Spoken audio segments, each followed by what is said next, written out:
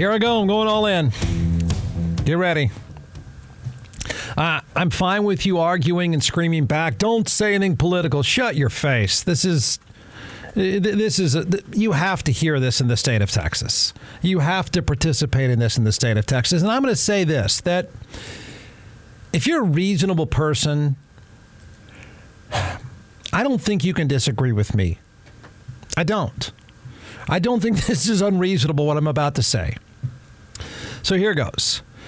Kyle Rittenhouse is the poster child of the culture wars in the worst way possible. Here's my prediction, having just said that. Kyle Rittenhouse is being recruited to run for office in the state of Texas. And if and when he runs, I'm going to predict that he does, he will get elected to an office in the state of Texas. There. Now, why am I saying that? I think there's pretty good reason. The reason I'm saying that, and maybe you don't remember Kyle Rittenhouse, and I find him, the whole story, his whole narrative, sad and pathetic on a number of levels. Kyle Rittenhouse, remember, is a kid, teenager. He doesn't live in Wisconsin. He lives in Illinois. He loads up in some kind of fake police outfit. He takes his rifle and he heads to Wisconsin, where there are protests in the streets. He walks the streets of Wisconsin, and I would say not all that surprising. Somebody said, "Dude, stop pointing a gun at me," or "Dude's walking around with a gun," and they chase him. He ends up shooting. Did he kill two people or shot two? Killed two? No, killed one and severely injured another. Either way, so he ends up going on trial, and he's ultimately acquitted. Technically, he's not a murderer. He had really, really good lawyers, who then, of course, when he was acquitted of the crime, he said, "I hope that people leave him alone." In other words, the lawyer on his way out said, "Please don't hijack this kid. He needs to go in and try to have a normal life. What has happened here is pretty sad." So it is. I mean, so whatever you think of that, a jury said you're technically not guilty of the crime. Okay. I think the story's a lot more than that, certainly now in the state of Texas. He's a messed up kid. I've always said this. There's something about one of the original pictures of this chubby kid walking the streets like Dirty Harry that is really, really bothersome to any decent human being. I'm not saying he deserves to be attacked or chased or whatever. I'm also going to say you don't have anything to do with that city and that state. You're not protecting a business. You are walking around looking for a fight, in my opinion. But he got it. Okay? But just something about him I've always found sad. As a parent, it's just sad. He's a messed up, my opinion, messed up kid. If you think otherwise, I think you got an issue, because it's not okay. All right, so it ends badly all the way around. It doesn't end badly for him. He's acquitted. Then he heads to the state of Texas, and he's here now. At one point, he said he's going to A&M. A&M says publicly, we don't know what he's talking about. He's not coming here. Then he says, I'm going to Blenjinger College. As of right now, I have no idea if that's true either. Doesn't really matter. I believe he's going to run for office. And if he does, I assume he can, he will win. And that's pretty pathetic. He was not guilty of murder, but there is no reasonable person. And that includes reasonable people that are into owning guns and reasonable people that fully believe in wherever you are and defending yourself with a gun.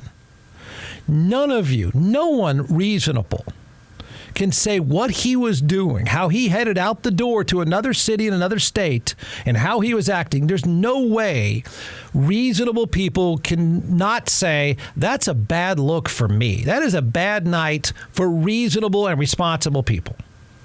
I don't know any reasonable, responsible person that was okay with what he started out to do that night. Fake like you're a cop, fake like you're a vigilante, and fake that you're protecting a business. No, he didn't. If you want to argue, he did. But Jeff, he didn't deserve to be chased. Fair enough. Fair enough. Okay, so why am I saying this now?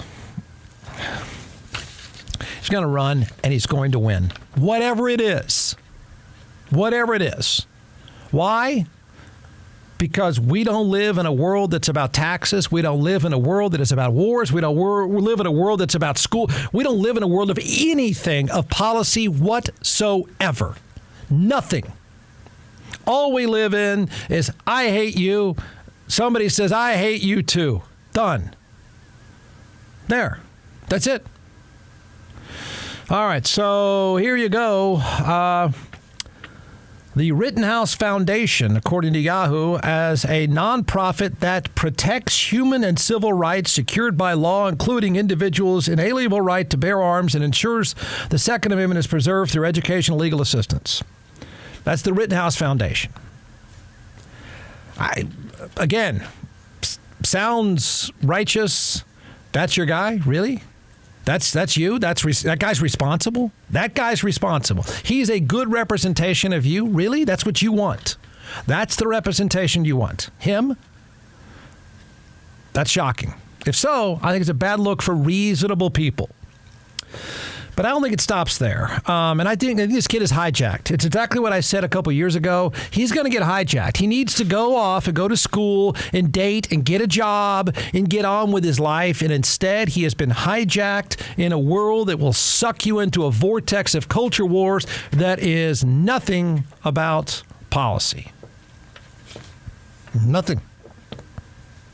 That's what he's going to get sucked into. This crazy, demented, sad kid, in my opinion, is getting sucked in. He's rallied with a Texas secessionist movement. He has endorsed conservative, ultra-conservative midterm candidates, railed against gun control legislation and the impeachment of Attorney General Ken Paxton. Why would you rail against that? On what grounds are you railing against the impeachment of Ken Paxton? He's created a nonprofit with the help from well-connected groups. So he's giving speeches. He's the face of politics. I believe that's the face of Texas politics.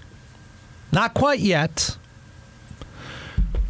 but I don't think the face of Texas politics is Greg Abbott. I think the future face of Texas politics is that chubby kid. I do that whatever you want. I mean, if you really think that is a positive thing, you think all you want. Let's hear the argument. Why would he be the face? Why? I mean, if I'm wrong, I'll be happy to be wrong.